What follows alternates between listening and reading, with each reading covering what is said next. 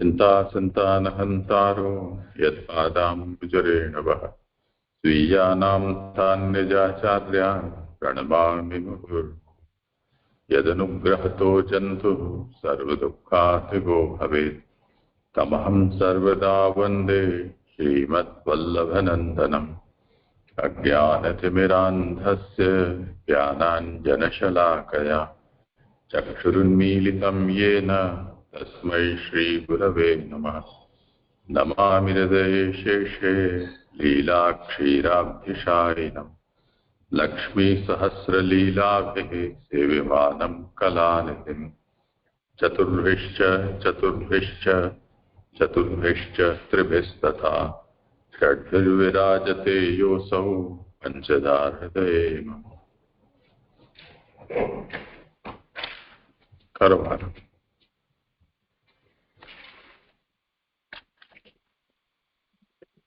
हाँ, दंडोत प्रणाम दीजिए।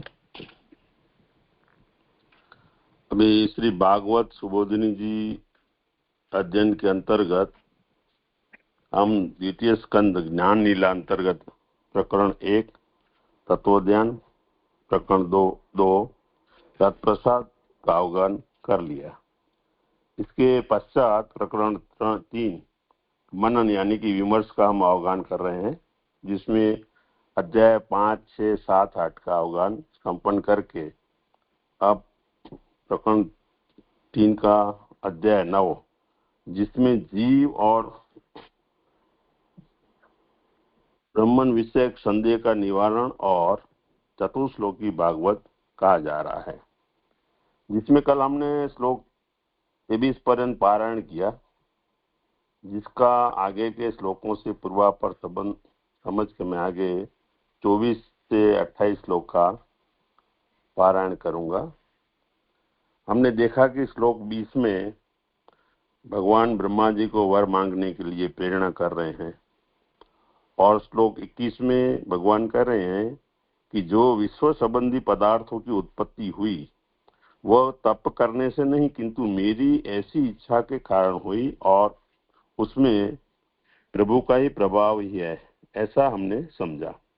श्लोक 22 में हमने समझा कि ब्रह्मा जी कर्तव्य विमूढ़ हो रहे थे, तब भगवान ने तप करने की आज्ञा की, और इसके पश्चात भगवान ने उनको दर्शन दिए। वो सब भगवान की इच्छा से हुआ। और उसके बाद में श्लोक 23 में आशंका उठाते हैं कि क्या भगवान के बराबर तप में उतना सामर्थ्य है। तो यहाँ महाप्रभु जी सुबोधिनी जी पूरे ग्रंथ में हम देखते हैं तो आशंकाएं उठाकर बाद में जो भागवत के मूल श्लोक में कहे गए विषय को बहुत अच्छी तरह समझाते हैं। जैसे उससे ये महाप्रभु जी की जो शैली है, उससे क्या होता है कि जो सिद्धांत है हमको दृढ़ हो जाता है, और शंकाएं जो उठाने का यही तात्पर्य मुझे समझ में आ रहा है। जी हमें खूब लाभदायी, इसलिए ये सब लाभदायी होता है। और इस श्लोक की आशंका के पश्चात हम समझे 23वें श्लोक के हम समझे कि भगवान की क्रिया शक्ति हो या ज्ञान शक्ति, दोनों में ही साक्षात भगवान ही विराजमान है। और ब्रह्मा जी को कहा कि मेरे में और मेरे साधन माने कि जो तप किया है उसमें कोई भेद नहीं है, और इस विषय में अब ज्यादा सोचना या आग्रह करना उचित नहीं, ऐसा ब्रह्मा जी को भगवान कह रहे हैं। अभी जी 24 से 28 श्लोक है, तो उसका मैं पहले पारायण कर लेता हूं।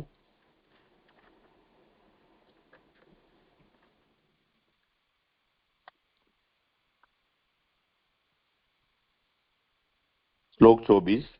भगवन् सर्वभूतानां अध्यक्षः अवस्थितः गुहां वेद ही अप्रतिरुद्धेन प्रज्ञानेन चिकीर्षितम्। श्लोक 25।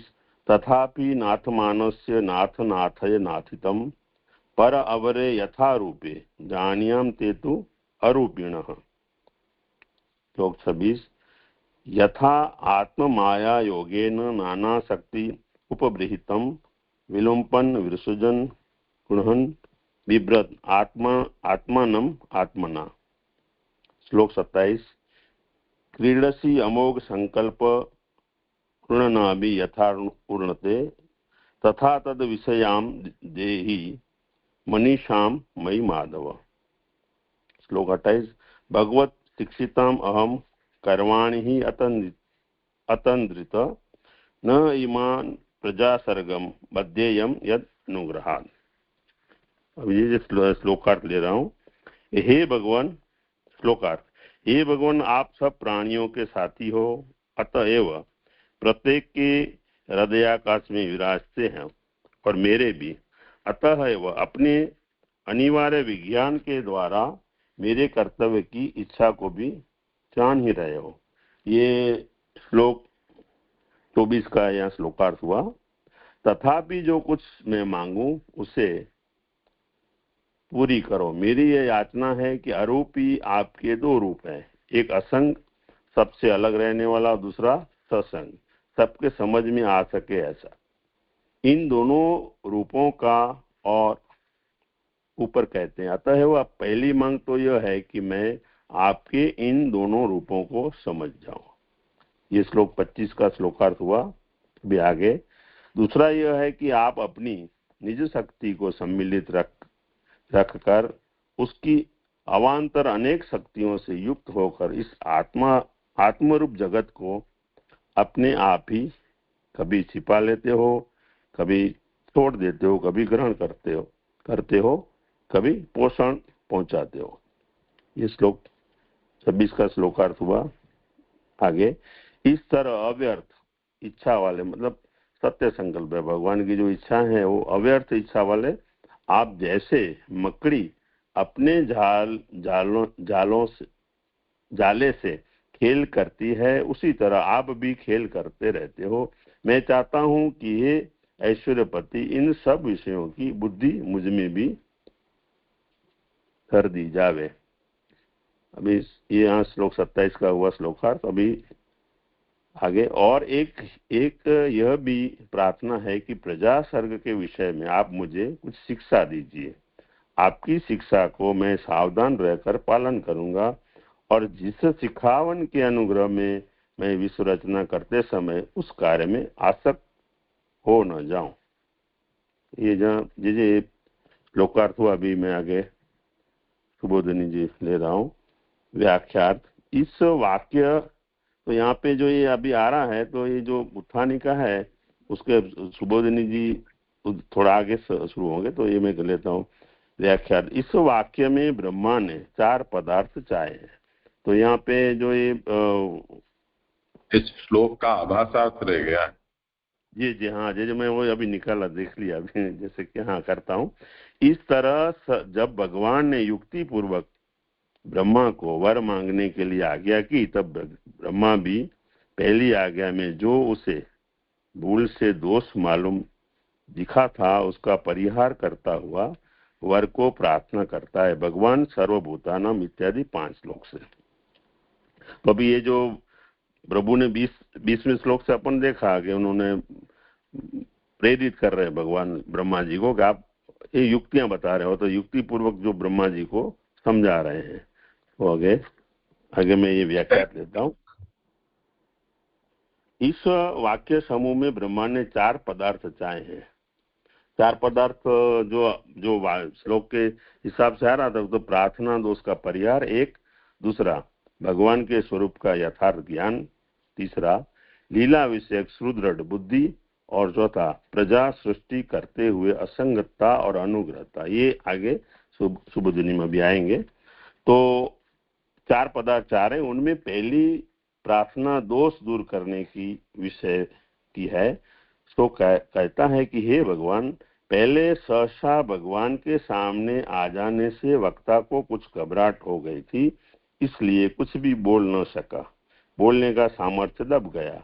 अब जब आपने बातचीत की और इसका स्पर्श भी किया, तब यह सावधान होकर अपनी बात को युक्ति सहित निवेदन करता है। तो ये यहाँ तक जो अभी सुबोधनी यहाँ शुरू होंगे, लेकिन यहाँ पे कैसा हुआ, भगवान ने जैसे उनको स्पर्श किया और ब्रह्मा जी पहले भगवान का स्वरूप देख के तो एकदम घबराहट हो गई थी उनको, पर धीरे धीरे जैसे जैसे भगवान ने उनको स्पर्श किया, उनसे सब ये युक्ति पूर्वक समझाने का किया, तो अभी जो ब्रह्मा जी है तो अभी निवेदन करेंगे।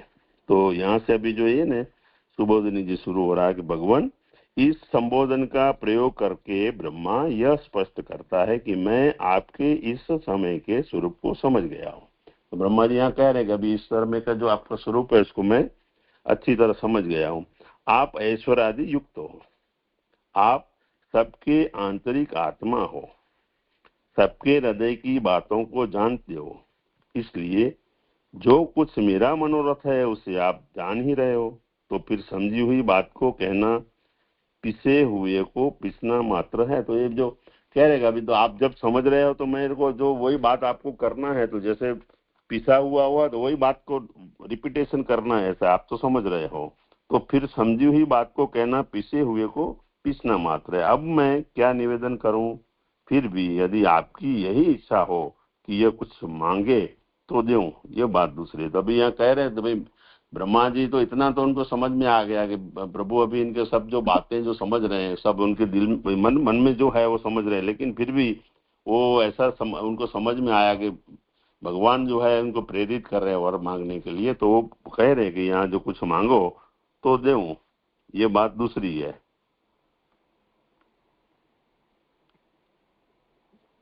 मैं आगे ले लेता हूँ जी। ये श्लोक एक बार इनका पारायण कर लूं, फिर मेरे कुछ एक दो प्रश्न है तो फिर बाद में ले लूं जी।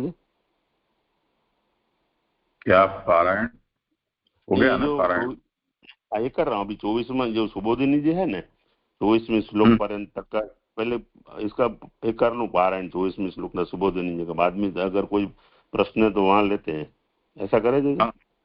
हाँ।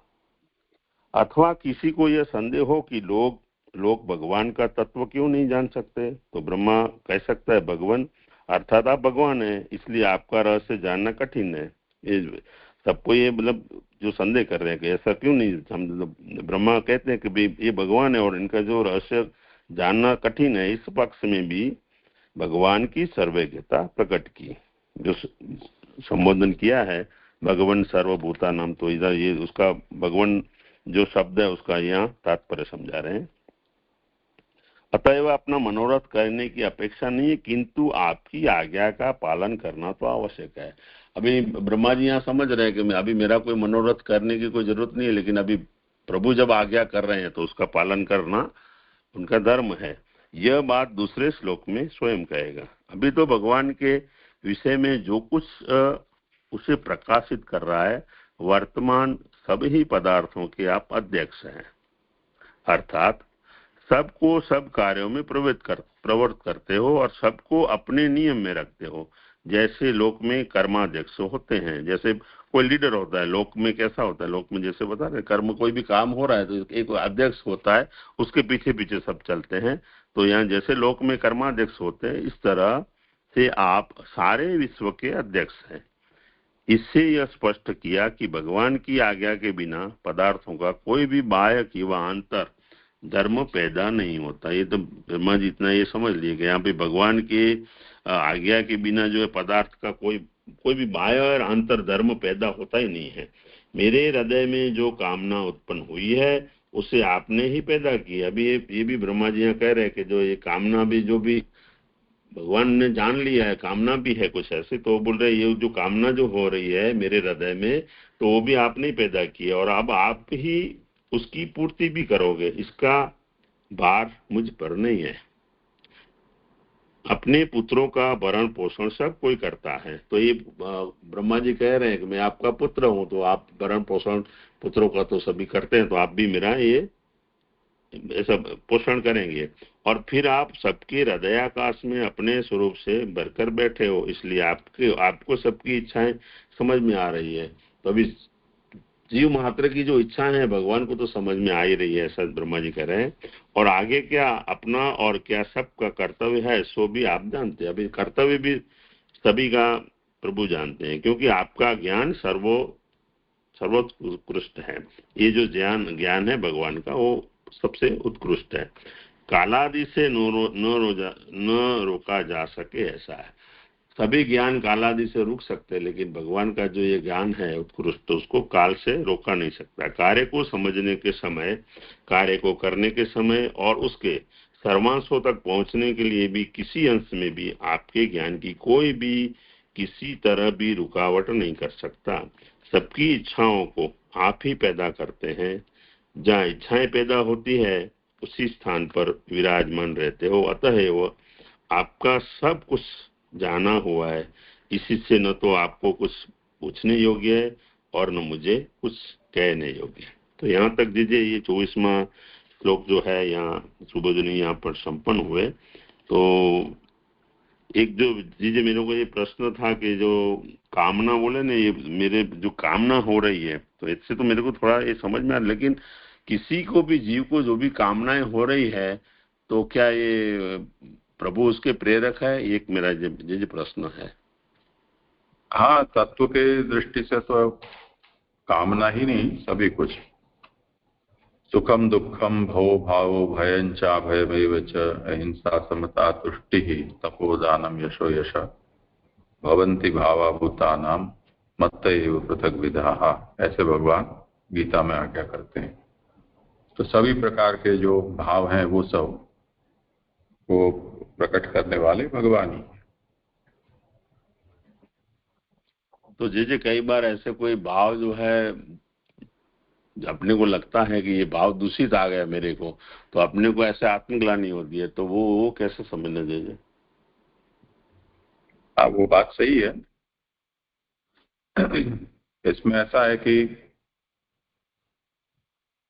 जब जो भाव पैदा हुआ है या जितने भी भाव पैदा होते हैं उन सभी के विषय में यदि हमारा ये दृष्टिकोण रहता है या हम ऐसी भावना रख सकते हो कि ये भगवत प्रेरणा से ही हुआ है,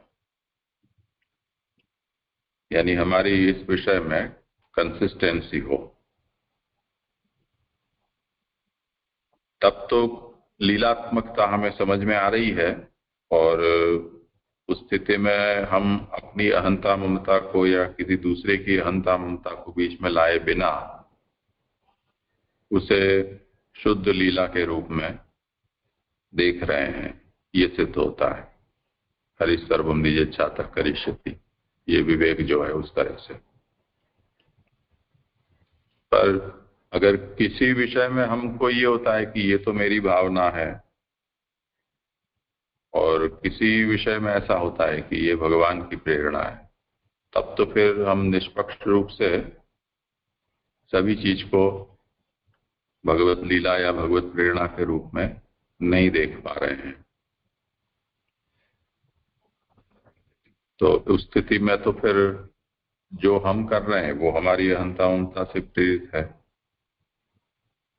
तो निश्चय कर पाना मुश्किल हो जाएगा कि कौन सी भगवत प्रेरणा है और कौन सी हमारी प्रेरणा है।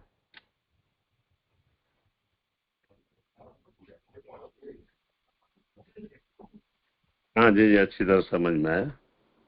कोई जी प्रश्न हो किसी को तो? जी, आभासात में जो आया कि ब्रह्मा भी पहली आज्ञा में जो उसे भूल से दोष मालूम दिया था उसका परिहार करते हुए, तो पहली यानी जब भगवान उच्च के बाद तो अभी यानी ब्रह्मा का आ रहा है, तो इसके बीच में यानी भगवान ने उसके हृदय में जो दोष हुआ वो जान लिया, ऐसे समझना चाहिए। देखो क्या विषय,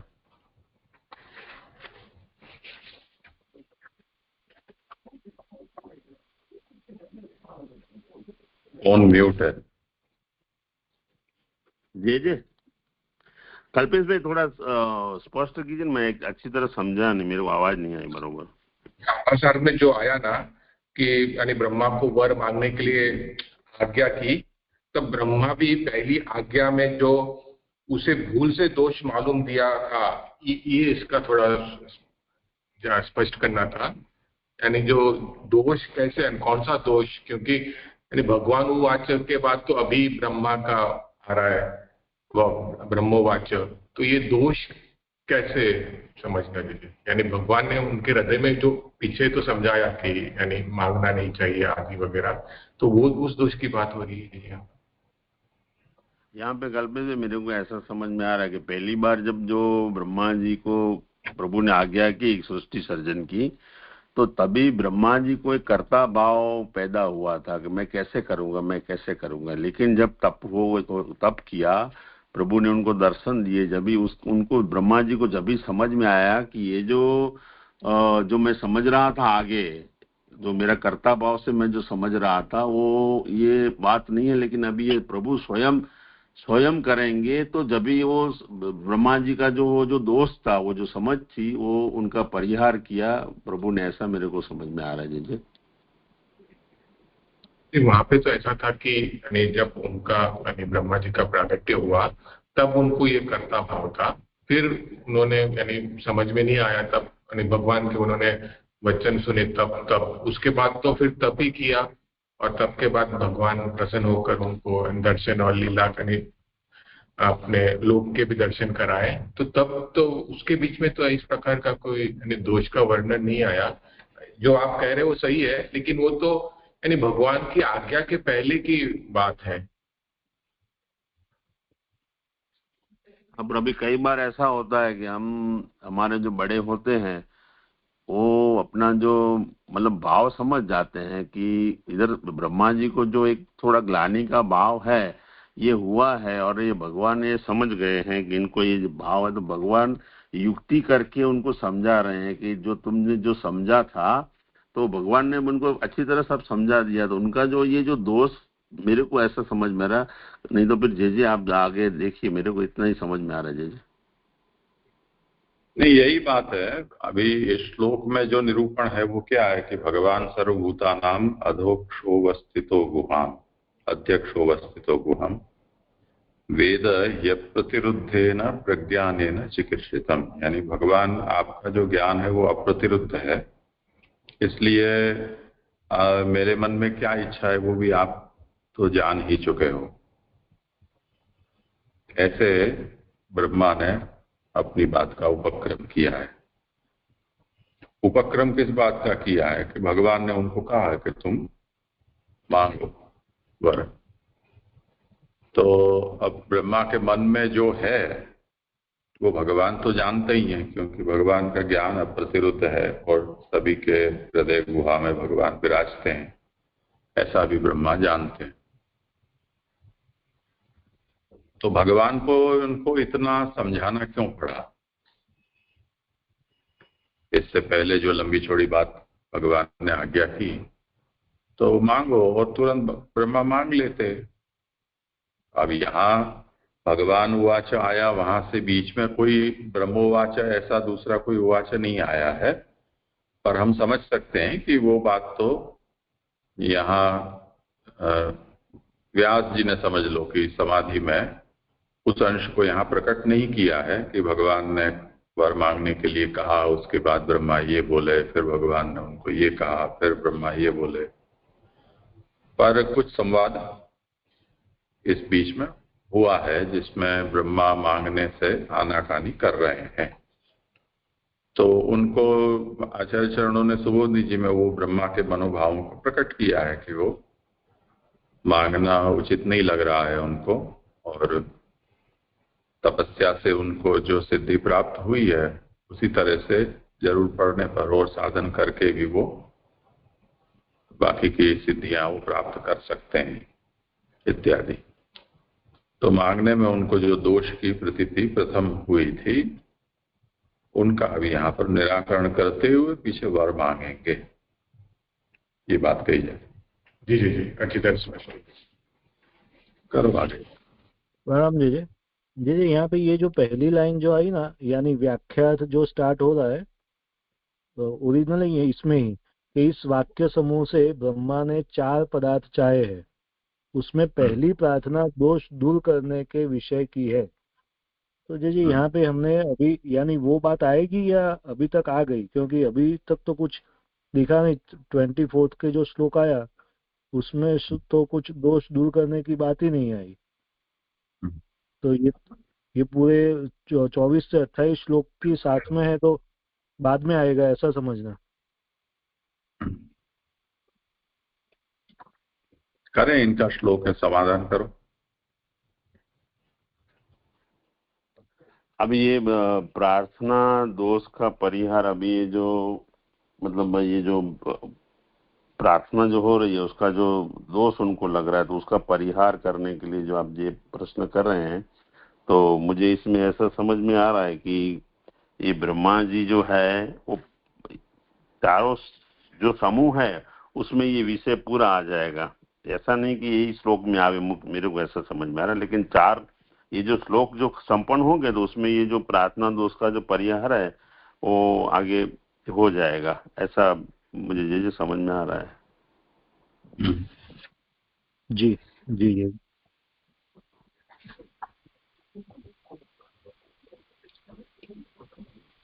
ठीक है, करो, देखते हैं। हाँ जी जी।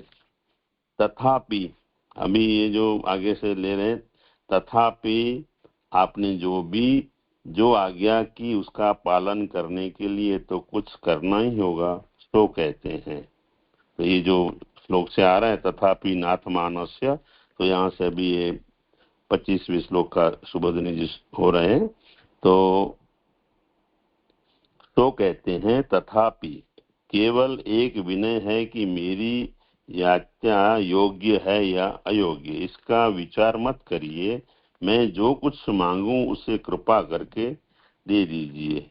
यहाँ नाथ्रम धातु याचा अर्थ में है, मांगा हुआ अवश्य देना ही चाहिए। इसका कारण कहता है कि हे नाथ, सेवकों को अपने मालिक के सिवाय दूसरी गति ही नहीं है, इसलिए स्वामी का कर्तव्य है कि वो अपने सेवक की मांग को दे ही। यहाँ जी मेरा एक प्रश्न है, आगे मैं ये संपन्न करके फिर लूंगा।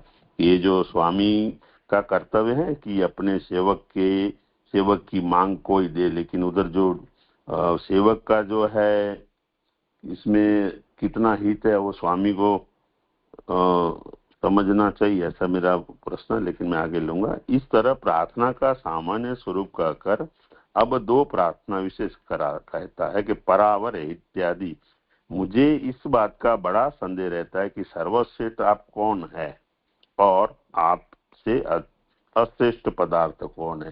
ये परावर जो श्लोक में कह रहे हैं, तो भाई और अभी इसमें आप श्रेष्ठ है, पर है, तो ये कौन है और अश्रेष्ठ क्या है, आपका पुरुषोत्तम रूप क्या है। अभी पुरुषोत्तम रूप भी उनको जानना है, और यह दिखता हुआ रूप क्या है। अभी जो सन्मुख जो प्रभु दिख रहे हैं तो वो रूप क्या है, ये दोनों पर और अवर रूप जानना चाहता हूँ। ये जो दोनों रूप है, एक तो ये जो दिख रहे हैं पुरुषोत्तम है, ये दिख रहे हैं, और इसके ऊपर अवर रूप क्या है वो जानना चाहता हूँ।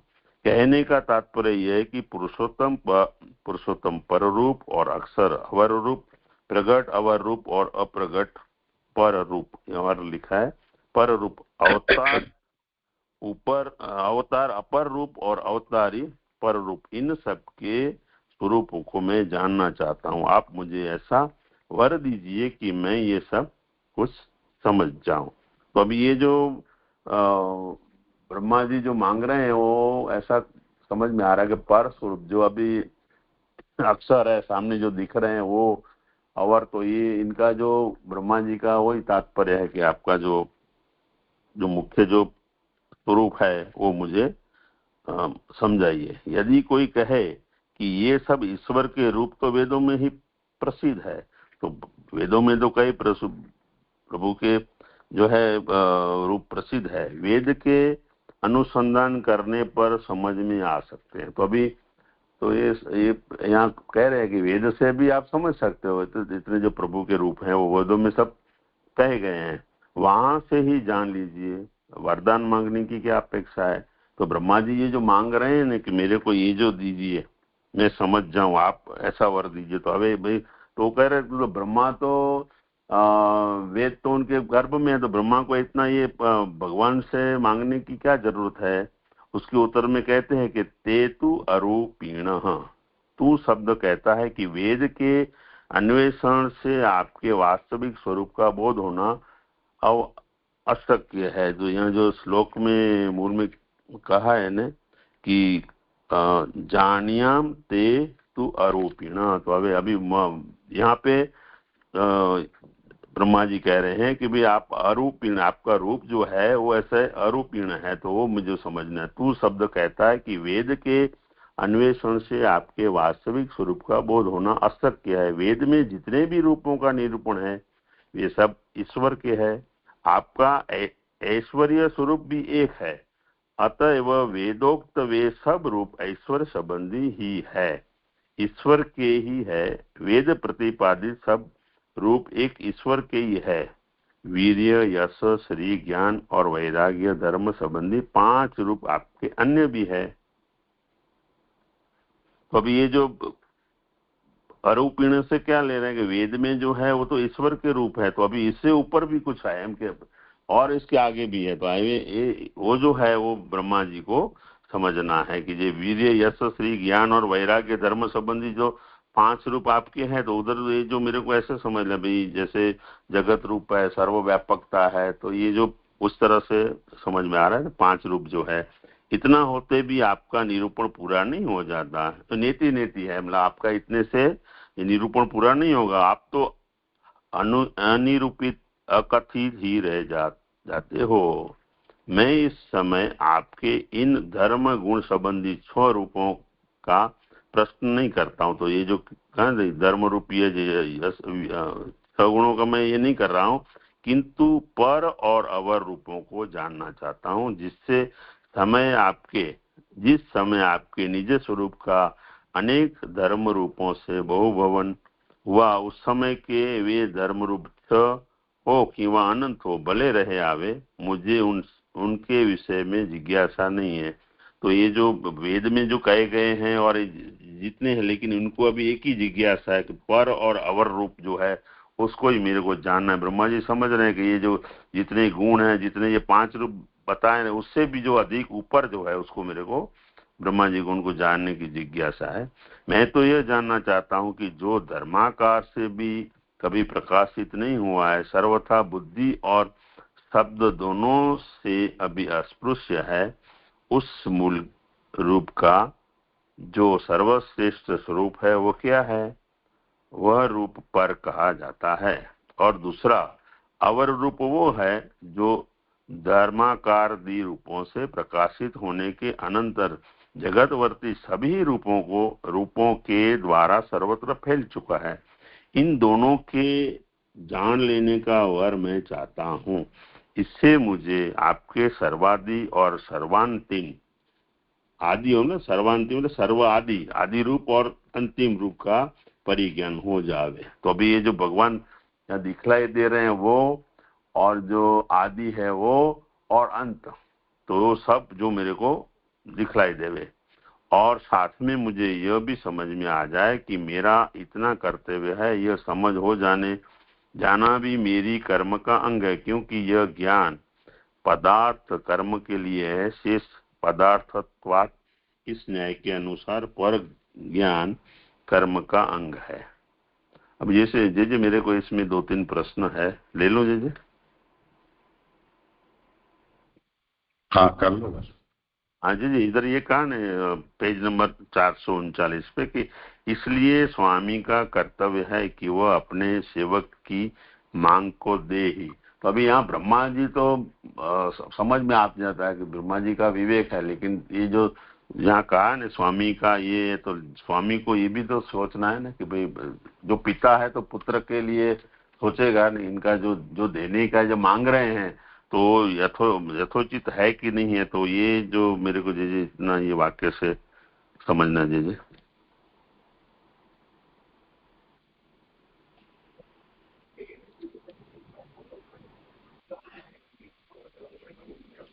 किसी को करना हो समाधान।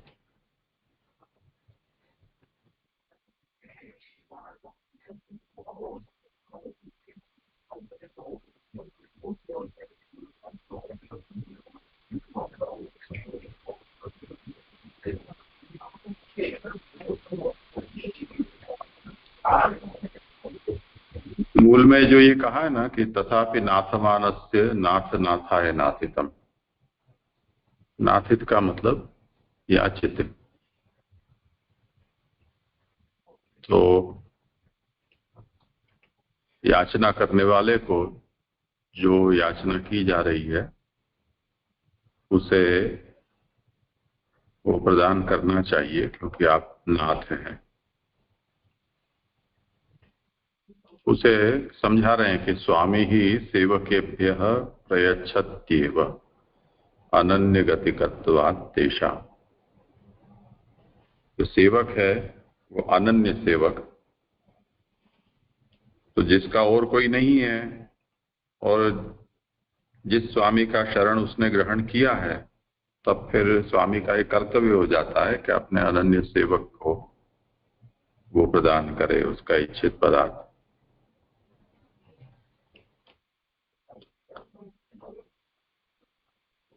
अब भगवान को तो ये कहने की जरूरत नहीं है कि आप सोच समझ कर देना जो भी देना सो, क्योंकि वो बात तो इन्होंने पहले ही कह दी है कि आपका ज्ञान अप्रतिरुद्ध है, आप सभी भूतों के अध्यक्ष हैं, सबके भीतर आप विराजते हैं, तो क्या याचना है सेवक के हृदय में वो भी आप जानते हैं, और क्या उसका हित है वो भी आप जानते ही हैं।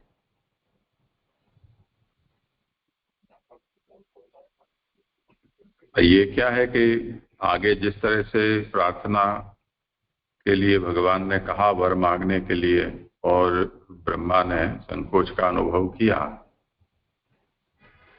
तो अब ब्रह्मा ने ये जान लिया कि भगवान जो याचना है जब तक प्रकट नहीं करूंगा तब तक वो प्रदान नहीं करेंगे वर। तो प्रभु की यही इच्छा है कि मैं मांगूं। तो अब वो विवेकपूर्ण ढंग से अपनी याचना है वो प्रस्तुत कर रहे हैं।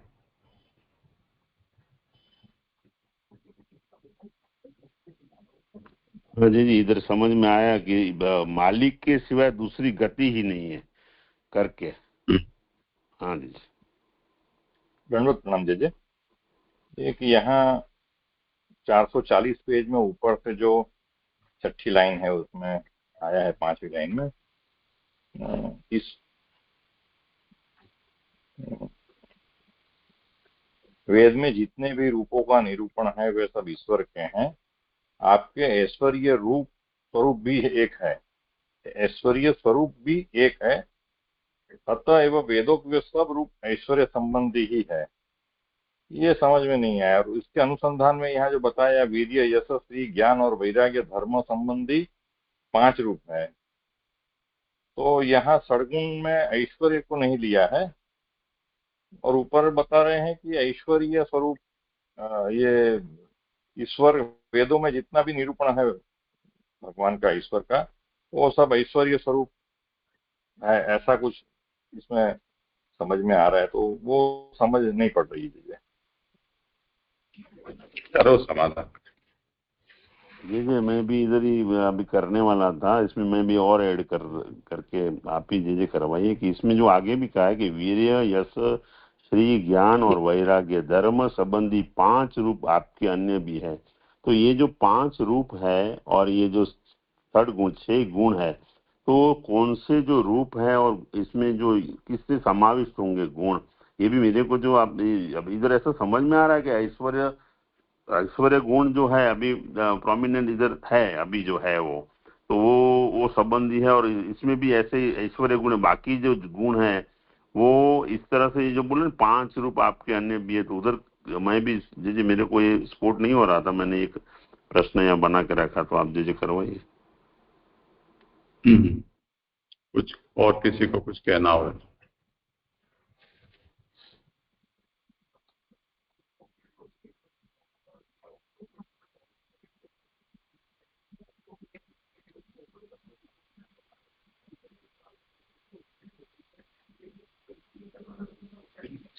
यहाँ पे इतना समझ में आ रहा है कि जो वेद में जो भी प्रभु के गुणों का निरूपण किया गया है वो सब ऐश्वर्य संबंधी है।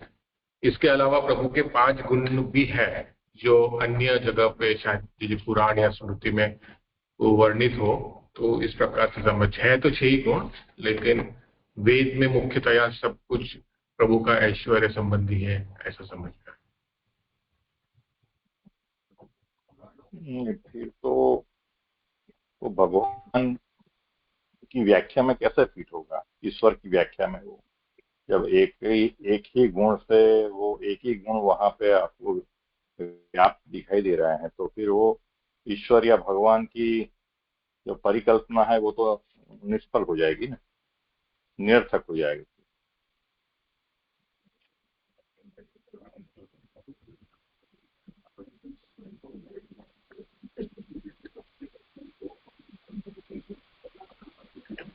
यहाँ जी यहाँ पे ये जो किया ना, वीर्य, यश, श्री, ज्ञान और वैराग्य धर्म, ये जो 5 धर्म की संगति 5 रूप आपके अन्य भी है। तो ये ऐश्वर्य का तो वेदों में किया, लेकिन ये 5 बाकी बचे 5 गुणों का 5 रूप से जो संगति है वो जी मेरे को नहीं समझ में आ रही। इसे पंकज भाई जो बोल रहे हैं उसमें मेरे को ऐसा लगता है ये 5 गुणों के जो इसकी संगति करेंगे 5 रूपों से तो ये समझ में आ सकता है, ऐसा जी मेरे को समझ में आ रहा है। धन्यवाद, प्रणाम। भगवान शब्द की योजना इसलिए कि सद्गुण युक्त है, तभी वो भगवान कहा जाएगा ना। तो फिर वेदों में अगर ऐश्वर्य गुण, ऐश्वर्य ही ईश्वर से प्रतिपादित गुण है, तो बाकी का फिर क्या हुआ? वहां पे लोप क्यों हुआ? और अन्य जगह पे जो है तो अन्य कौन सी जगह पे दूसरे 5 है? फिर वो प्रश्न भी होता है ना।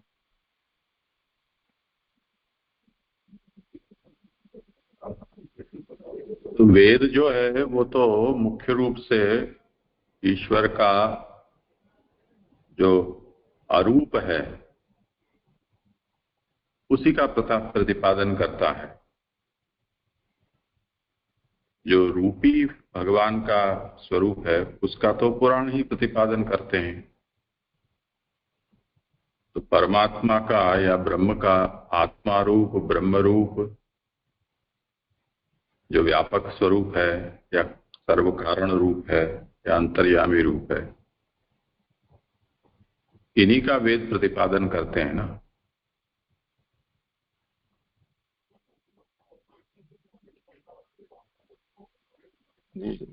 इसीलिए तो यहाँ ये बात आज्ञा कर रहे हैं कि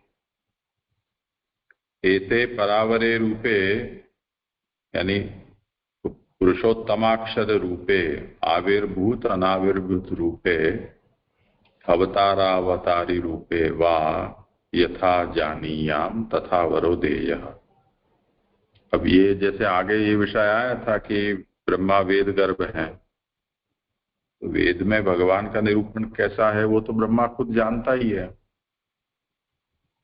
पर उससे वो संतुष्ट नहीं है, क्योंकि वेद जो इस प्रकार के भगवान का निरूपण करता है वो भगवान के सभी पहलुओं को समझने के लिए पर्याप्त नहीं है। इसलिए अगर कोई ये कहे कि एतानि रूपाणि वेदेव प्रसिद्धानि वेदानुसंधानादेव ज्ञातव्यानि, ये सब रूप है वो वेद में प्रसिद्ध हैं, तो वेद का अनुसंधान करने से ये सब जाने जा सकते हैं। किमिति वरत्वेन प्रार्थ्यते, इसके लिए वरदान की क्या आवश्यकता है? तो इसलिए कहते हैं कि आप अरूपी जो हो उसके जो अन्य रूप हैं वो मैं जानना चाहता हूं। तो अरूपी जो वेद में निरूपित है वो तो मैं जानता हूं, तो आपके उस अरूपी वेद में प्रतिपादित अरूपी स्वरूप के अतिरिक्त जो आपके स्वरूप हैं उसके बारे में मैं जानना चाहता हूं। इसलिए यहाँ जो ते त्वरूपिणः ते तु अरूपिणः, इसमें तुपद से अन्य जो पक्ष है उसका व्यावर्तन किया कि न तद्रूपम अस्ति ईश्वरे यद न वेदे श्रुतम अस्ति। ऐसा कोई रूप ईश्वर का नहीं है कि जो वेद में नहीं सुना गया हो। इति एकस्य ईश्वरस्य सर्वाणि रूपाणि वेदे प्रतिपाद्यन्ते, इसलिए एक ईश्वर के सभी रूप वेद में प्रतिपादित किए जाते हैं। भाई ये तो ईश्वर का ऐश्वर्यशाली जो रूप है उसका निरूपण हुआ। तो ब्रह्मा ये पूछते हैं कि फिर अन्य जो वीर्यादि 5 हैं जिसके कारण ये षड्गुण संपन्न होने पर वो भगवान बनेगा, उसका क्या?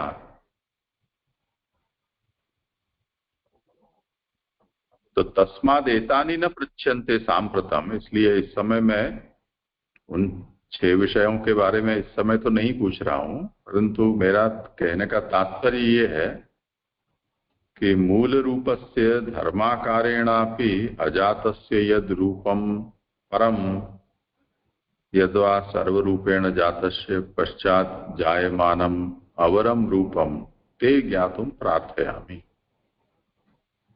वेद में जो पर रूप कहा गया है उसका अवर रूप क्या, ये मेरी जानने की इच्छा है।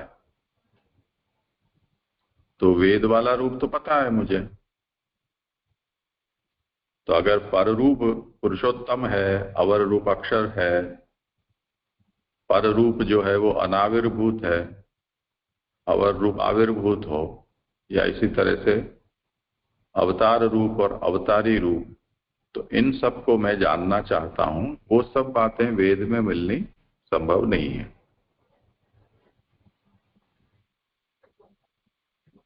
जे ऐसा समझे कि पुराण प्रसिद्ध जो भगवान के रूप है वो जानने की जिज्ञासा भी ये व्यक्त कर रहे ब्रह्मा जी, ऐसा समझ लेंगे ना? पर और अवर यही 2 प्रश्न हैं इनके। जी जी, आगे अब आगे जो उत्तर देंगे भगवान उससे हमको पता चल जाएगा कि पर से क्या तात्पर्य है और अवर से क्या तात्पर्य है।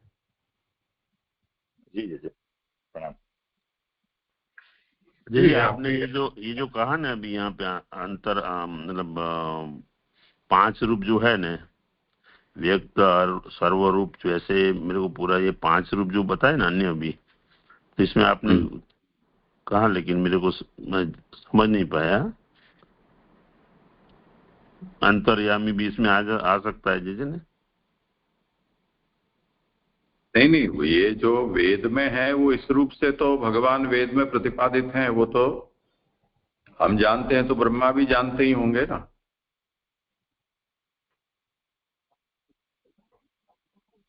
हाँ बराबर, ये समझ में आया। तो वेद में कोई पुराण में वर्णित जो पर भगवान के अवतार हैं या भगवान ने जो जो भी लीलाएं की हैं या जो भगवान के प्रकट रूप का जो सौंदर्य,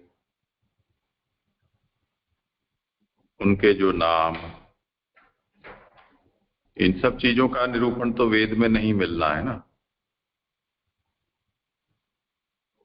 इसलिए वो ये कहते हैं कि अप्रकट रूप इसको तो मैं जानता हूं, इसी तरह जो अनाविर्भूत रूप है उसको भी मैं जानता हूं, इसी तरह यदि हो तो अवतारी रूप को भी मैं जानता हूं।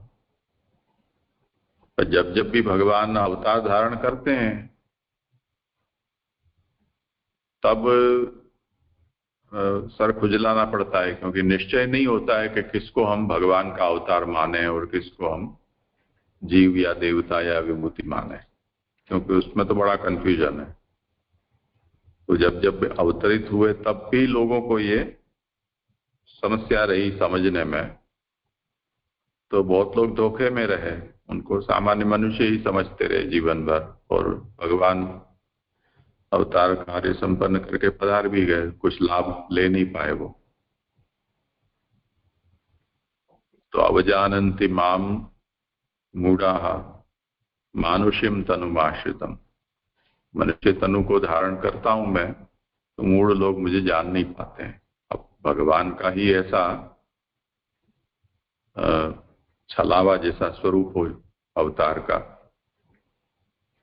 तो अवतार काल के जो लोग हैं उनका भी तो क्या दोष।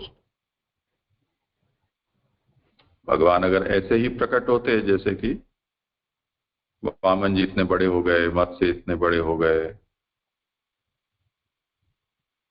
या अर्जुन के सामने जैसे विराट स्वरूप आपने दिखा दिया, तो ऐसे लोकोत्तर रूप प्रभु प्रकट करते हैं तो कोई भी पहचान जाएगा कि भले ही कुछ देर से ही सही, पर ये कोई अप्राकृत अलौकिक दिव्य पदार्थ है, ऐसा तो उनको समझ में आ ही जाता। पर हमारे ही जैसे हमारे बीच में प्रकट हों और हमारे जैसे ही चेष्टा करें तो कैसे पता चल सकता है। तो अवतारी रूप तो जान लिया, चलो कहा है कि हाँ ये मूल रूप है, पर अवतार रूप में धोखा हो जाता है। इसी तरह अप्रकट रूप है, उसको तो हम समझ जाते हैं, पर प्रकट रूप में फिर से समस्या हो जाती है। तो वो दोनों जानने की इच्छा कर रहे हैं। हाँ जी जी, अभी अच्छी तरह स्पष्ट हुआ। धन्यवाद, प्रणाम जी जी। और एक मेरा जी प्रश्न कर लूँ जी, लास्ट में जो इसके अभी जो ये 440 में दूसरा पैराग्राफ बीच वाला, उसमें आ रहा है कि यह समझ हो जाना भी मेरे कर्म का अंग है यहाँ पर। और इधर जो मेरा ये प्रश्न है, क्योंकि यह ज्ञान पदार्थ है, कर्म के लिए ये पदार्थ है ज्ञान, शेष पदार्थत्वात् इस न्याय के अनुसार पर ज्ञान कर्म का अंग है। ये नहीं समझ में आया।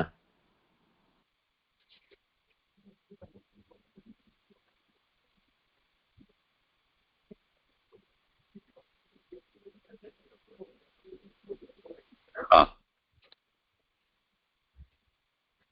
तो जो मूल समस्या चल रही थी पर और अवर के रूप में, उस पर ये कहते हैं कि ते ज्ञातुम प्रार्थयामि, इन रूपों को जानने के लिए मैं प्रार्थना करता हूं।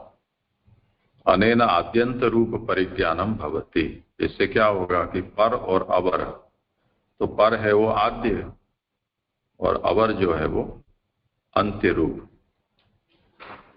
तो आदि और अंत इन दोनों का अच्छी तरह से ज्ञान हो जाएगा। तथा च सति एतावत् कर्तव्यम इति ज्ञातम स्यात्, इतना जब मैं जान लूंगा तब मुझे ये समझ में आ जाएगा कि मुझे क्या करना है, इतना करना है, यानी क्योंकि सृष्टि करनी है ना भगवान के लिए। तो जब मैं परावर रूप को जान लूंगा तब ब्रह्मा कहते हैं कि मुझे पता चल जाएगा कि अब मुझे भगवान मेरे से क्या काम करना चाहते हैं। तच्च ज्ञानम कर्मांगम इति प्रसिद्धम, तो अब ये जो ज्ञान है मुझे आपके इन परावर रूप का प्राप्त होगा, तो वो मेरे लिए जो इस समय सृष्टि कर्म रूप उपस्थित हुआ है प्रसंग, उसके ये अंगभूत ज्ञान है, ये कहना चाहते हैं। हाँ जी, ये समझ में आया। प्रभु के इच्छा के अनुरूप सृष्टि का सर्जन करना है, और उसका जो जब तक ये ज्ञान नहीं है पर का, तो ये जो है अच्छी तरह नहीं होगा जी। आया समझ में। धन्यवाद, प्रणाम जी। इसी पे मेरा प्रश्न था जी, आपने जो पर और अवर तब समझा दिया जी, लेकिन जो 439 पेज पे जो आ रहा है कि कहने का तात्पर्य यह है कि पुरुषोत्तम पर रूप यानी जो सर्वश्रेष्ठ रूप को समझ में आया, अक्षर अवर रूप यानी जो जगतवर्ती जो रूप बना, फिर आया प्रकट अवर रूप, ये क्या है जी? यानी एक तो अक्षर अवर रूप हो गया, फिर आया प्रकट अवर रूप, फिर अप्रकट वर रूप, अवतार अपर रूप और अवतारी पर रूप। ये थोड़ा भेद जानना था, क्या कहना चाहिए? एक ही एक बात है। एक ही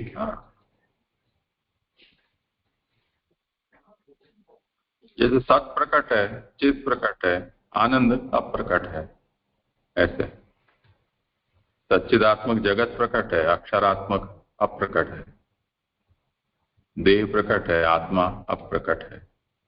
आत्मा मानव की प्रकट है, योगी को, तो परमात्मा अप्रकट है, ऐसे।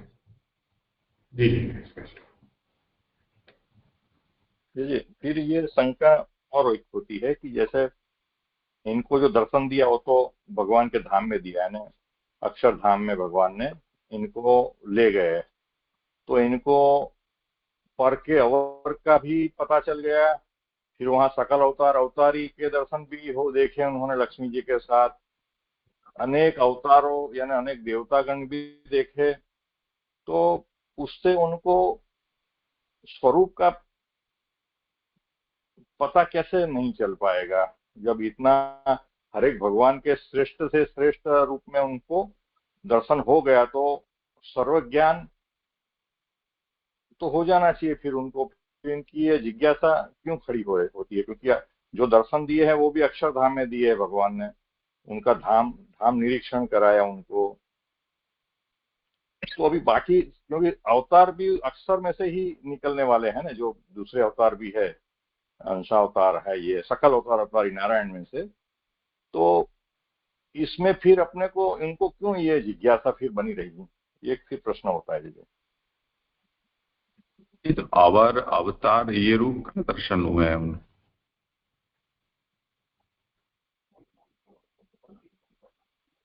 पर रूप के दर्शन हुए, अवतारी के हुए, ऐसा मान लो। अवतार और अवर रूप इसका तो उनको कहाँ हुआ अनुभव, वो तो है ही नहीं यहाँ प्रकट, तो कहाँ से होगा। जैसे नरसिंह हो गए, वामन जी हो गए, इस तरह के ना जी।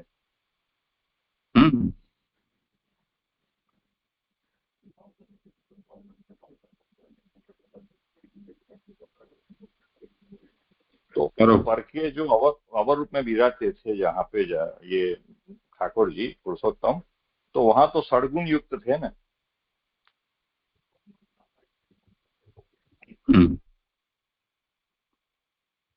तो अन्य 5 गुणों से उनको फिर जिज्ञासा क्यों हो रही है, ये थोड़ा ये हो रहा है फिर।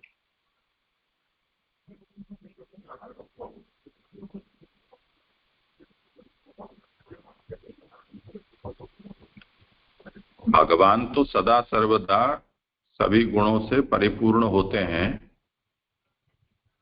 पर गुण तो यथा समय यथा कार्य प्रकट होते हैं ना, सभी कोई गुण प्रकट थोड़ी हो जाते हैं। कोई संगीतकार हमारे सामने बैठा हो, पर अगर वो अपनी कला की प्रस्तुति न करे तो हमें थोड़ी उसकी प्रतीति हो सकती है, उसकी शक्ल दिखेगी। गुण तो जब प्रसंगवश प्रकट करेंगे तभी उसकी प्रतीति होती है ना, ऐसे ही थोड़ी होती है। प्रकट नहीं होते, मैं ऐसा समझा कि प्रकट गुण होते ठाकुर जी में, जो ये षडगुण जो है वो प्रकट होते हैं। जी जी समझ में आ गया। और यहाँ जी मेरे को इतना और भी एक समझ में आ रहा है कि उनका जो आदि रूप और अंतिम रूप जो है, वो तो अभी वहां पे प्रभु के दर्शन हुए तो वहाँ आदि रूप और अंतिम रूप तो दिख नहीं रहा है, मध्य रूप दिख रहा है। तो ये भी उनको जिज्ञासा हो रही है कि इनका आदि रूप क्या होगा, अंतिम रूप क्या होगा, ऐसा भी जी समझ सकते हैं।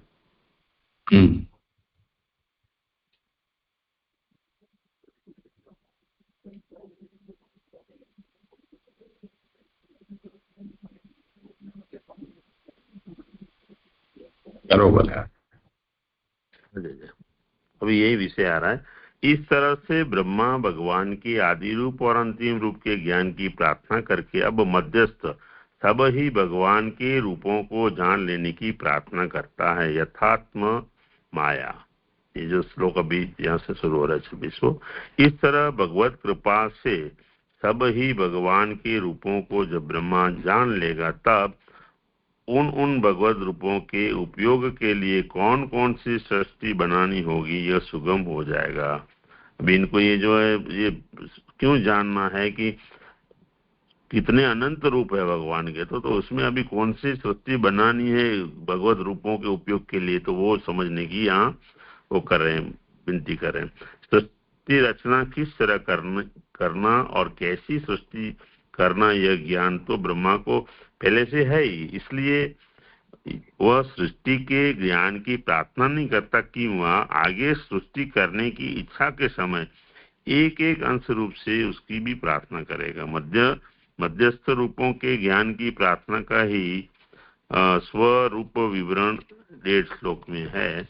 जिस प्रकार से आप अपनी साक्षात पुरुषोत्तम स्वरूप की कार्य कारण रूपा सर्वभवन सामर्थ्य माया का सब तरह से उपयोग करके उस त्रिगुण रूपा के ही तीनों गुणों के संबंध में नाना पदार्थ उत्पत्ति आदि और अनेक शक्ति आदि को इन भावों से युक्त अपने रूप को भी विशेष रूप से बाहर प्रकाशित करते हैं। तो यहाँ जो ये त्रिगुण स्वरूप 3 गुणों को कहे हैं, तो उसमें मेरे को ऐसा समझ में आ रहा है कि कार्य, कारण, कार्य और कर्ता, ये तीनों ही भगवान है। जो त्रिगुण रूपा के तीनों गुणों को जो प्रकाशित करते हैं, तो ये इसमें ऐसा मेरे को समझ में आ रहा है।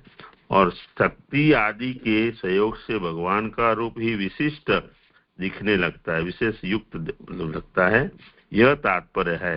ब्रह्म अपनी आत्मा को ग्रहण करता है, इसका तात्पर्य यह है कि विशेष रूप से प्रकाशित हुए उस आत्मा को आप स्वीकार करता है, अर्थात ब्रह्म विशेष रूप से प्रकाशित हुए उस आत्मा को आप ही स्वीकार करते हैं। तो ये मेरे को यहाँ ये समझ में आ रहा है कि ये जो अभी जो ब्रह्मा जी का जो रूप है, तो उसमें ऐसा भगवान जो है खुद उन्होंने इसको स्वीकार किया, ऐसा ये समझ सकते हैं। ये जो कहा ना, आत्मा को आप ही स्वीकार करते हैं, प्रकाशित हुए जो विशेष रूप जहाँ मुझे दिख रहा है सृष्टि सर्जन के लिए, तो यहाँ पे भगवान ने ये स्वीकार किया है, ऐसा मेरे को समझ में आ रहा है। जैसे कोई ग्राहक नवीन अज्ञात वस्तु को ग्रहण करता है, विव्रत का तात्पर्य है कि उत्पन्न हुए अपने ही स्वरूप को भार रूप से आप ही धारण करता है, आप ही कर्ता, आप ही करण, आप ही कर्म, आप ही आधार और आप ही आदेय होता है। यही ब्राह्म सर्ग की व्यवस्था है। तो ये इधर थोड़ा मेरे को एक प्रश्न है ब्राह्म सर्ग की, कर लेता हूँ पारायण फिर बाद में। जिस समय आप इस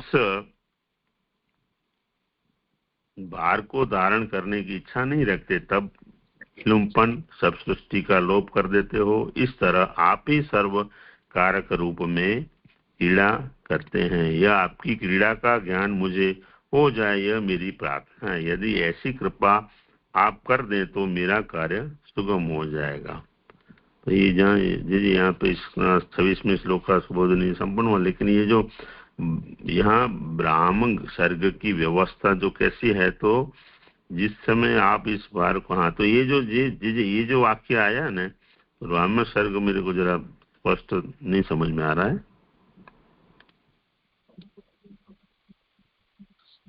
ब्राह्म यानी ब्रह्म जब स्वयं ही बिना किसी और को बीच में लाए सृष्टि कर देते हो, यानी जिसको अपने यहाँ साक्षात सृष्टि कही जाती।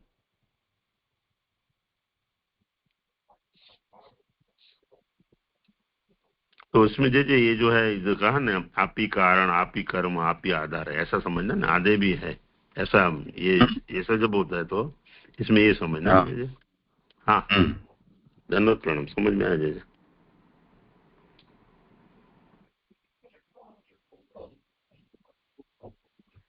ठीक है, करो।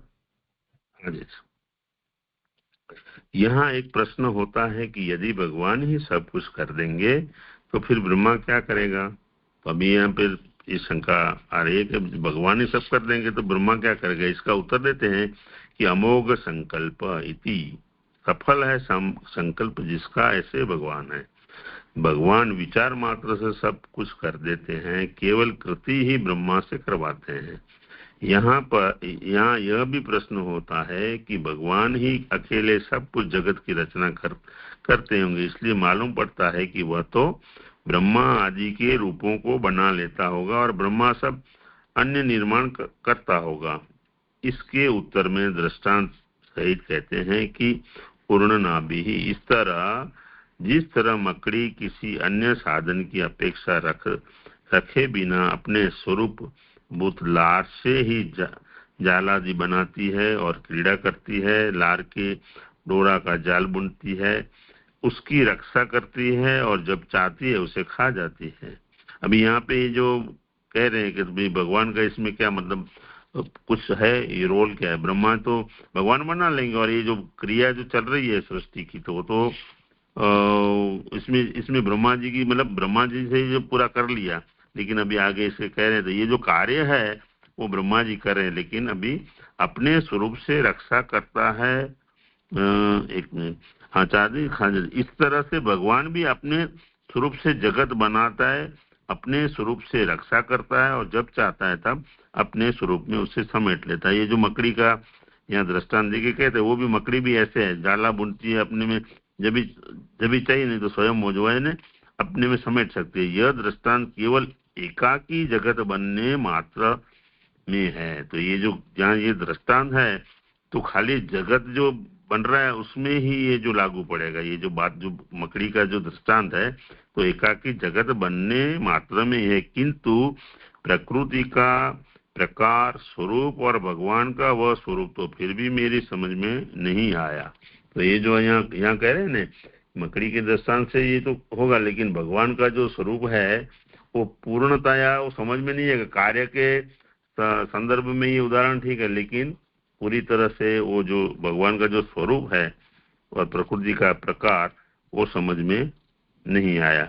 इसलिए मुझे दो समझ की चाहना है, आश्रय ज्ञान की और स्वरूप ज्ञान की। अभी ब्रह्मा जी जो कहते हैं कि अभी ये जो मेरे को समझ में नहीं आ रहा, तो इसका अभी आश्रय ज्ञान का मतलब मुझे ऐसे समझ में आ रहा है कि भगवान ही सर्वसमर्थ और आधार है, और स्वरूप ज्ञान से ये समझना है कि जगत जो है वो भगवत लीला है। तो इस ब्रह्मा जी को ये दो ज्ञान क्यों चाहिए? तो ब्रह्मा जी का ऐसा आशय समझ में आ रहा है कि अगर समझ लो ये आश्रय ज्ञान हो जाएगा और स्वरूप ज्ञान हो जाएगा तो उनको जो ये जगत की सृष्टि करेंगे तो उनका जो अहंकार जो होगा वो मिट जाएगा। ऐसा ब्रह्मा जी का ये मांगने से आशय समझ में आ रहा है। उर्णनाभि का दृष्टांत तो चेष्टा मात्र में दिया है। तो ये उर्णनाभि का जो दृष्टांत दिया वो चेष्टा है, उसके मात्र उसके लिए दिया है। एक बात और भी है कि लोक में देखा गया है कि पदार्थों में दोष भी है। अभी लोक में देख सकते हैं कि ये भगवान की कृति है तो ये भी दोष भी है उसमें। तो इसलिए संभव है कि भगवान से उत्पन्न हुए विश्व में भी दोष हो सकता है, अतः वे इसका स्वरूप भी अवश्य जान लेना चाहिए।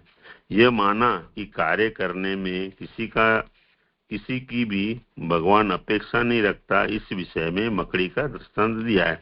तो ये जो कार्य करना है तो भगवान के लिए तो सहज है कि उत्पन्न करना है, उसमें लीला बनानी, फिर उसको समझ लेना, तो उसमें कोई किसी की अपेक्षा नहीं है। किंतु फिर भी आश्रय देश काल आदि की अपेक्षा तो रहती है, इसलिए उत्पादित वस्तु का भी स्वरूप ज्ञान होना आवश्यक है। तो अभी ये जो स्वरूप ज्ञान जो है, उत्पादित जो वस्तु है वो ब्रह्मा जी ये सब कह रहे, सब उनकी जैसी अभिलाषा है कि उसका स्वरूप ज्ञान होना आवश्यक है। दृष्टांत मात्र से इन सब बातों का ज्ञान नहीं हो सकता है और मैं इसमें असमर्थ हूँ, इसलिए ये सब ज्ञान आप ही मुझे दे दीजिए, ये प्रार्थना करता है। क्योंकि ये ज्ञान दृष्टांत मात्र से इतना गूढ़ है, कोई ये ज्ञान जो दृष्टांत मात्र से ऐसे समझ में आवे ऐसा नहीं है, ब्रह्मा जी कह रहे हैं। तो ये ज्ञान मुझे दीजिए। तथा तदीव शयाम देही इति, भगवान ही जगत को बनाता है, इसमें तो कोई विवाद है नहीं।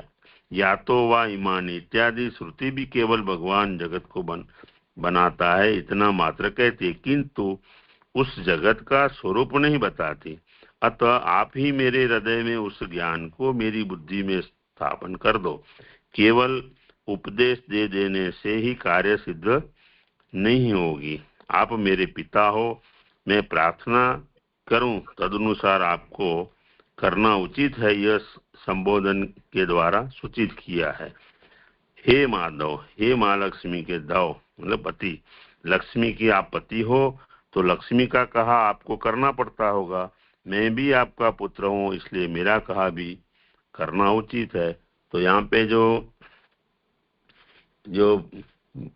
भगवान को युक्ति से ब्रह्मा जी बाध्य कर रहे हैं कि लक्ष्मी की आप पति हो और लक्ष्मी जी का जो आप वो जो कहते हैं तो आप उनका करते हो, तो मैं भी आपका पुत्र हूँ, तो इसलिए जो आज जो उत्तम ज्ञान जो है तो मेरे हृदय में आप स्थापित करो।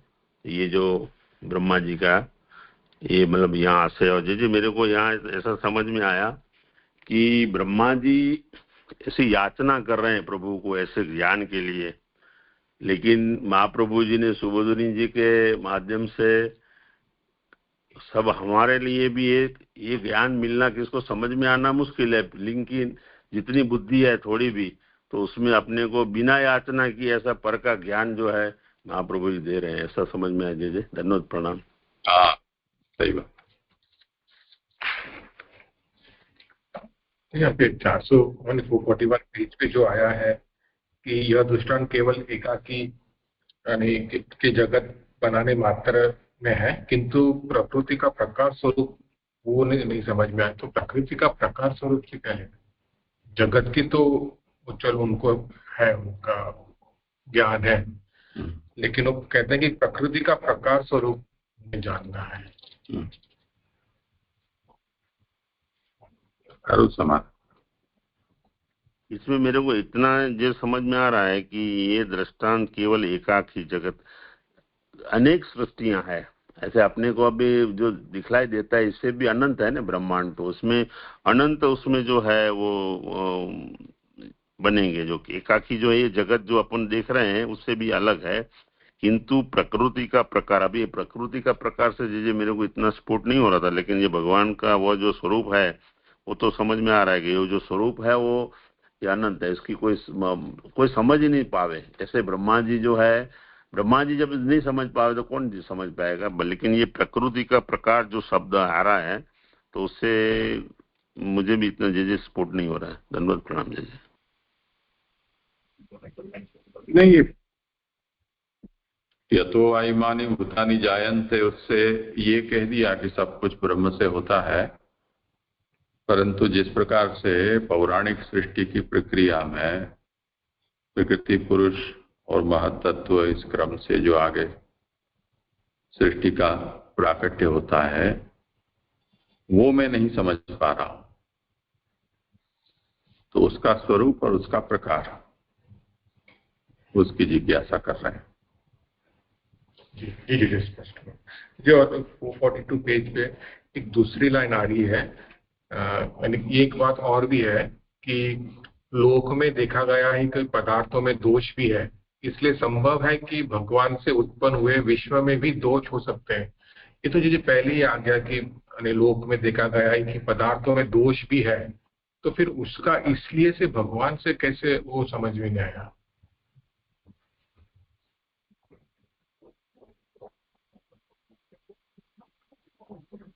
करो विचार। मुझे ऐसा समझ में आ रहा है कि अभी ब्रह्मा जी यहाँ कह रहे हैं ना कि लोक में देखा है कि पदार्थों में दोष भी है, तो अभी ये ज्ञान ब्रह्मा जी सर्वांग प्रकार से ये ज्ञान जो है वो भगवान से प्राप्त करके उनको ऐसा है कि कोई भी दोष न रहे पदार्थों में, ऐसा मेरे को जो भी उत्पन्न हो विश्व, तो भगवान की जो जैसे इच्छा है इसमें आ रहा है एक आगे, तो भगवान की इच्छा है वैसे ये जो सब दोष रहित बने, इसलिए जो बोल रहे भी उसमें जो दोष है लेकिन मेरे को ऐसी बुद्धि दो तो सब जो दोष रहित भी कुछ नहीं बने, ऐसा जैसे मेरे को मेरी समझ में ऐसा आ रहा है। आप कुछ विशेष कीजिए होगा तो।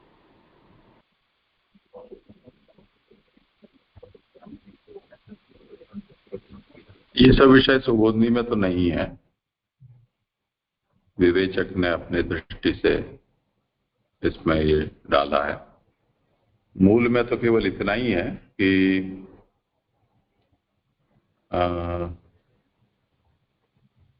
दृष्टान्ते तु ऊर्णारूपमेव सृज्यादि भावं प्राप्नोति न तु ऊर्णनाभिः आश्रयञ्च अपेक्षते दुष्टत्वञ्च उत्पादितस्य भवति। ये एक शब्द केवल है यहाँ कि जो पैदा किया जाता है उसमें किसी प्रकार का दोष भी होता है।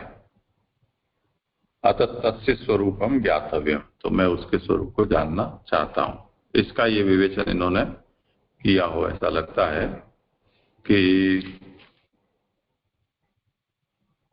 कहाँ गया, भगवान की एक बात और भी है कि लोक में देखा गया है कि पदार्थों में दोष भी है, इसलिए संभव है कि भगवान से उत्पन्न हुए विश्व में भी दोष हो सकते हैं, अतः उसका स्वरूप भी अवश्य जान लेना चाहिए। शायद ऐसा कहना चाहता है कि ऐसा संभव है कि क्योंकि पदार्थों में दोष है तो भगवान में भी दोष हो सके ऐसा, और तो फिर क्योंकि पदार्थों में तो दोष है ही, फिर वापस दोष क्यों गिना रहे हैं, वो इसलिए ये प्रश्न होगा शायद, इसलिए उसका स्वरूप जान लेना चाहिए कि यद्यपि जगत के पदार्थों में दोष है लेकिन भगवान में जिससे वो उत्पन्न हुए उसका भगवान में दोष नहीं है, ऐसे शायद।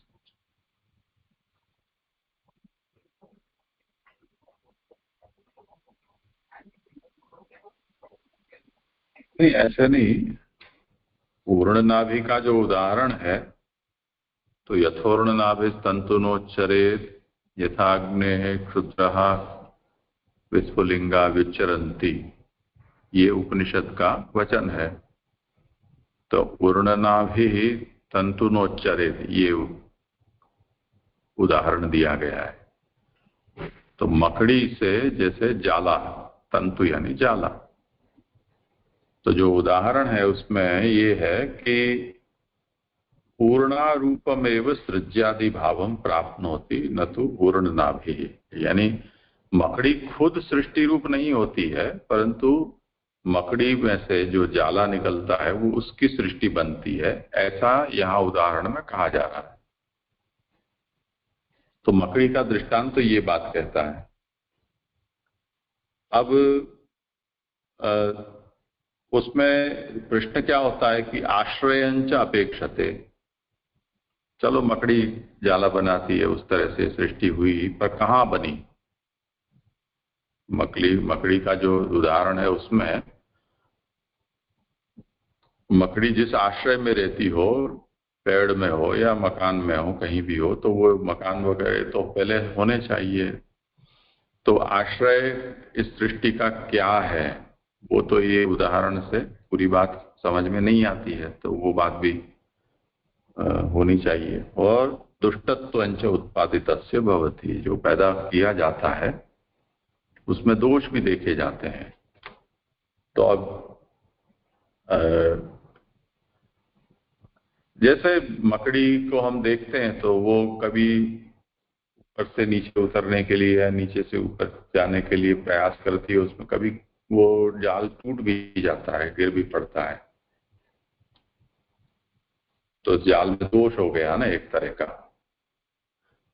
तो जैसे वहां दोष देखा जाता है, उस तरह से भगवत कर्तृ की ये सृष्टि हो तो इसमें भी कोई दोष अगर होता हो तो वो उसका स्वरूप क्या हो सकता है, वो भी मैं जानना चाहता हूं, ऐसा अभिप्राय। जी जी स्पष्ट। और जी यहाँ पे अमोघ ये जो पहली लाइन में है, अमोघ भगवान अमोघ संकल्प है, तो ये सत्य संकल्प का पर्यायवाची समझना इसे, या उसका अलग तात्पर्य है? हाँ, तात्पर्य तो वही है, जिनका संकल्प मिथ्या न जाता हो वो अमोघ संकल्प।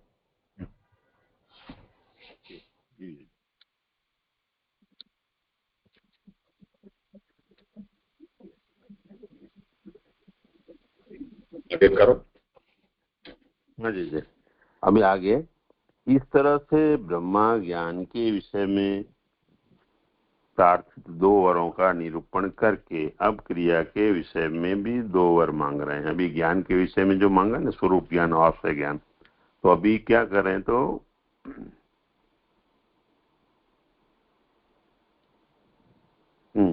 दो वर मांगे, शिक्षा और गर्वा भाव, गर्व का भाव और शिक्षा। मैं आपकी इस आज्ञा के अनुसार जगत रचना करूं, वैसी कुछ शिक्षा मिलनी चाहिए। भगवान की जो इच्छा के अनुसार उनको ये जो अभी जगत बनाना है तो शिक्षा मिलनी चाहिए, ऐसी कर रहे हैं। और जगत रचना से मुझे कभी भी अभिमान न होने पावे, इसमें पहले शिक्षा के विषय में कहता है भगवत चितम तो ये भगवान जो मूल श्लोक में आ रहा है,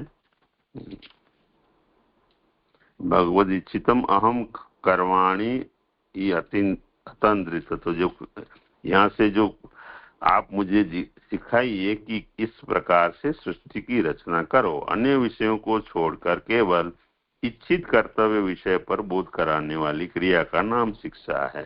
तो शिक्षा का यहाँ बता रहे हैं कि और कुछ नहीं, जो भी कर्तव्य है वो विषय का बोध करावे उसको शिक्षा कहते हैं। उस क्रिया का बोध कराने वाले शिक्षक कहा जाता है। अभी इसका जो क्रिया जो है उसका जो बोध करावे तो उसको शिक्षक कहा जाता है। जिसको शिक्षा दी जाती है वह शिक्षित उस क्रिया ज्ञान का आश्रय होता है। यहाँ पढ़ने में या खेलने में शिक्षा प्राप्त शिक्षित, ऐसी जगह यद्यपि शिक्षा कर्म भाव को प्राप्त हुई है तथापि वह गौण हो गई है, अतएव वही क्रिया कर्म भाव को छोड़कर आश्रय भाव को ही प्राप्त हो रही है और उस क्रिया का आश्रय कर्म भाव को प्राप्त होता है। यहाँ तो पहले कोई शिक्षा दी गई नहीं है, अब आगे देना चाहते हैं और जो दी जाएगी तो वह कर्म भाव को ही प्राप्त होगी, इसलिए इसका आश्रय तो विषय ही होगा, उसका आश्रय ब्रह्मा नहीं होगा। जी बाद में आप जरा ये पूरा जो पैराग्राफ यहाँ चाहे, यहाँ पढ़ने या खेलने में, यहाँ से लेके यहाँ तक जो है मेरे को अच्छी तरह स्फुट नहीं हुआ है, आप फिर मैं पारायण कर लूँ, फिर आप जैसे ये थोड़ा कराइए।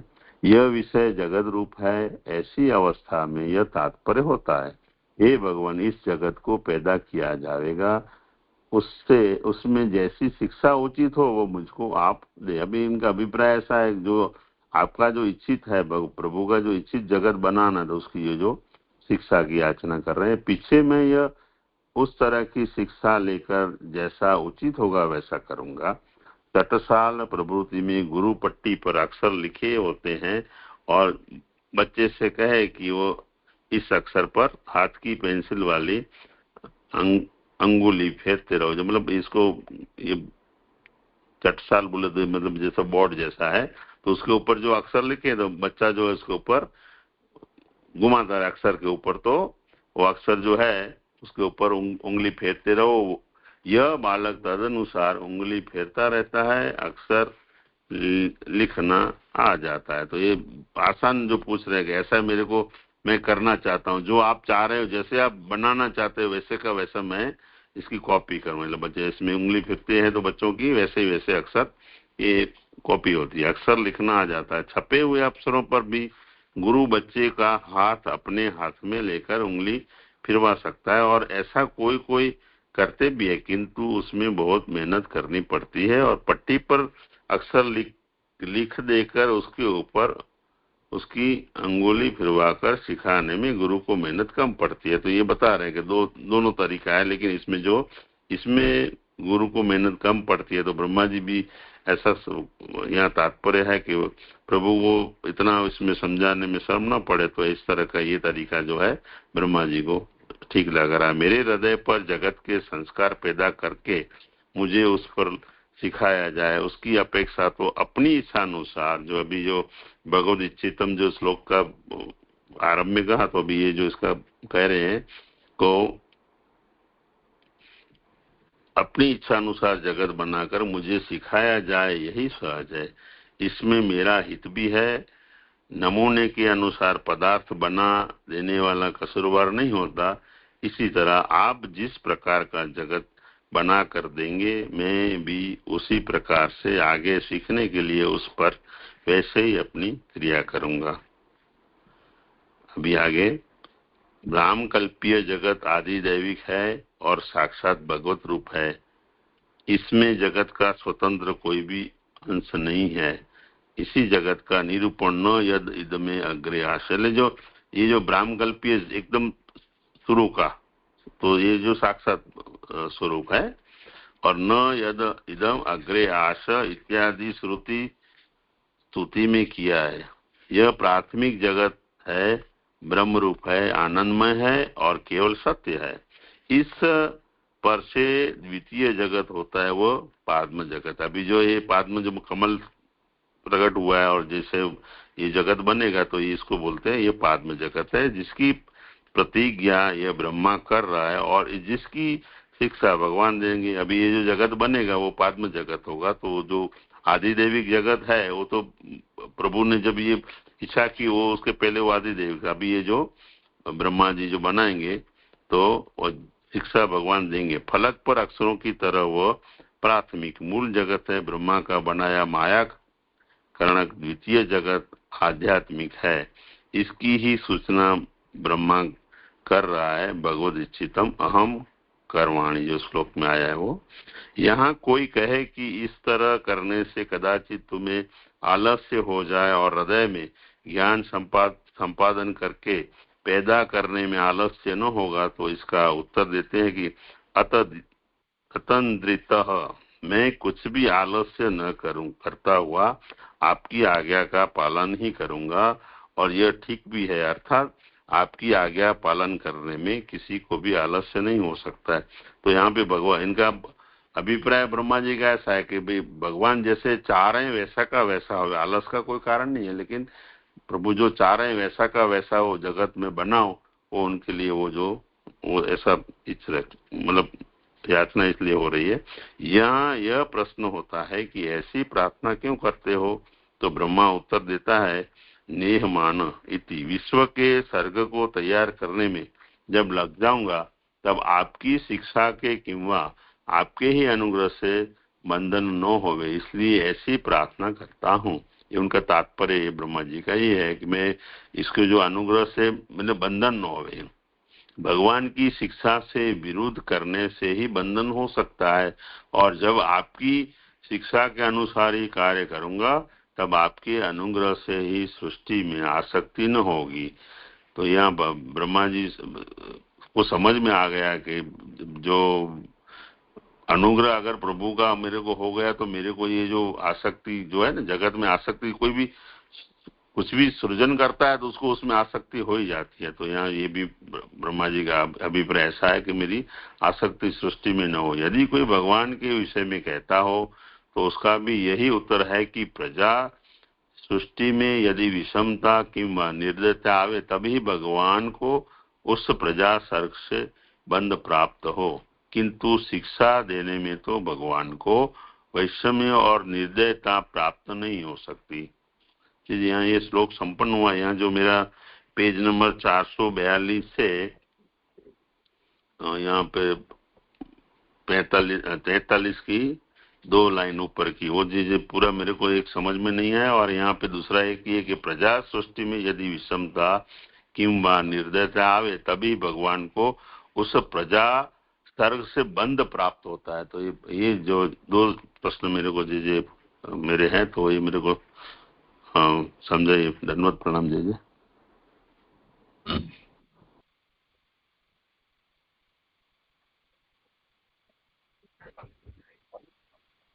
यानी ब्रह्मा को ये है कि भगवान जो सृष्टि की आज्ञा कर रहे हैं उसमें ऊंच नीच तो ब्रह्मा करना ही पड़ेगा। तो फिर ब्रह्मा के ऊपर ये आक्षेप आएगा ना कि तुमने ऐसी सृष्टि क्यों बनाई, किसी को अच्छा किसी को बुरा ऐसा। पर अगर भगवान उनको आज्ञा दें और उनकी आज्ञा के पालन के रूप में ब्रह्मा ऐसा बनाएंगे तो ब्रह्मा के ऊपर ये दोष नहीं रह जाएगा।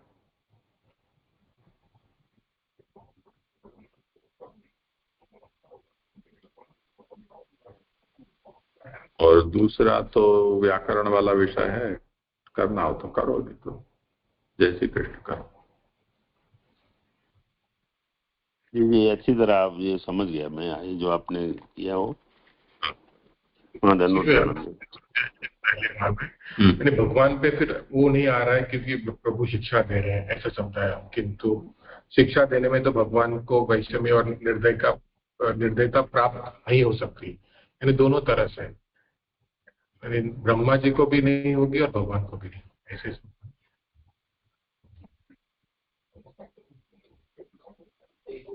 यहाँ तो क्या है कि ब्रह्मा शिक्षा की प्रार्थना कर रहे हैं ना, तो प्रजा सर्गम ईह मानो,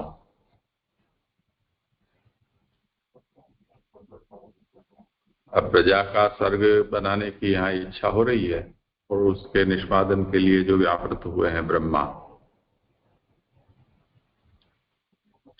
तो उसमें भगवान की जो शिक्षा है, आज्ञा, वो इसमें कारण रूप है या अनुग्रह है। तो इसमें एक बात यह है कि अन्यथा करणादेव बंधः, यदि भगवान ने चाहा कुछ हो और ब्रह्मा ने किया कुछ हो तो अन्यथा करण हो गया, तब फिर ब्रह्मा के ऊपर कोई दोषारोपण हो सकता है।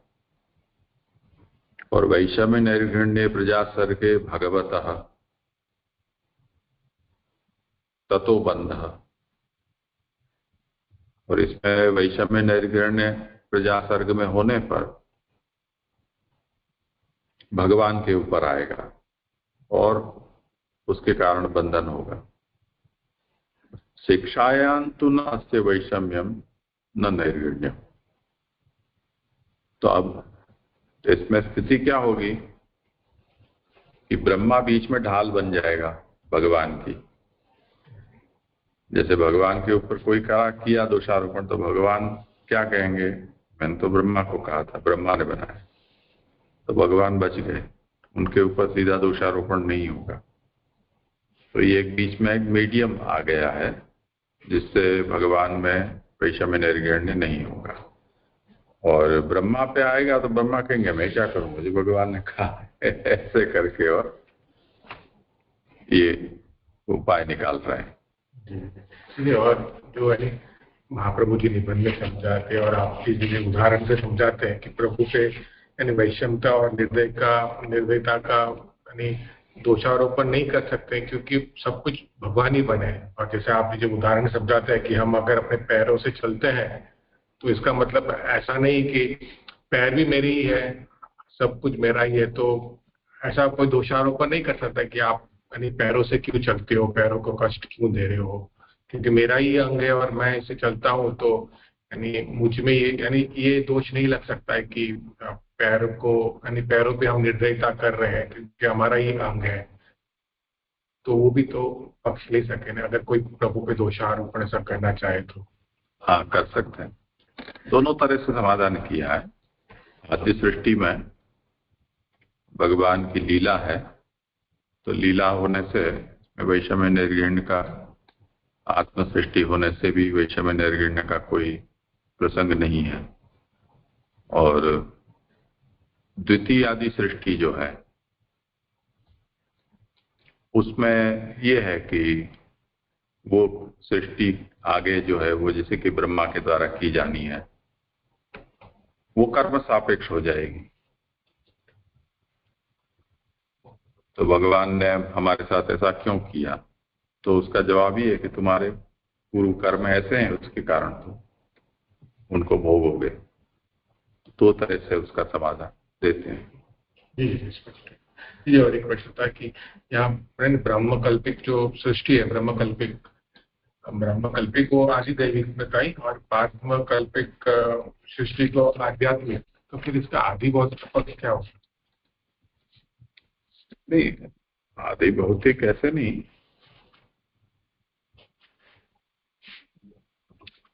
सृष्टि चाहे ब्राह्मी की हो, चाहे यानी ब्राह्मकल्प की हो, चाहे पाद्मकल्प की हो,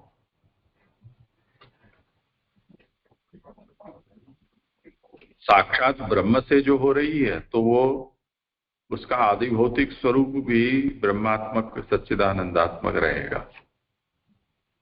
जैसे जगत अक्षर और पुरुषोत्तम, ऐसे हम सिद्धांत मुक्तावली में वेद समझते हैं, तो जगत भौतिक है, अक्षर है वो आध्यात्मिक है और पुरुषोत्तम आदिदैविक है। तो जब साक्षात सृष्टि होती है तब इन तीनों में कोई आविर्भाव तिरोभाव का कोई फिनोमिना नहीं है। तो जो आदि भौतिक जगत है वो भी प्रकट सच्चिदानंद स्वरूप ब्रह्म स्वरूप ही होगा। जैसे सोने से आभूषण बनने पर वो भी स्वर्ण रूप होते हैं, ऐसे।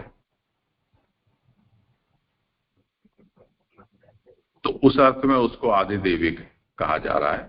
कि जिसमें किसी प्रकार के गुणों में परिवर्तन नहीं हो रहा है। और ब्रह्माधिकृत जो हो रहे हैं उसमें उस प्रकार का हो रहा है, तो वो आध्यात्मिक या आदिभूति की उस सृष्टि में होगा, ऐसा तात्पर्य। जी जी स्पष्ट। ठीक है, आज समय हुआ है तो धन्यवाद।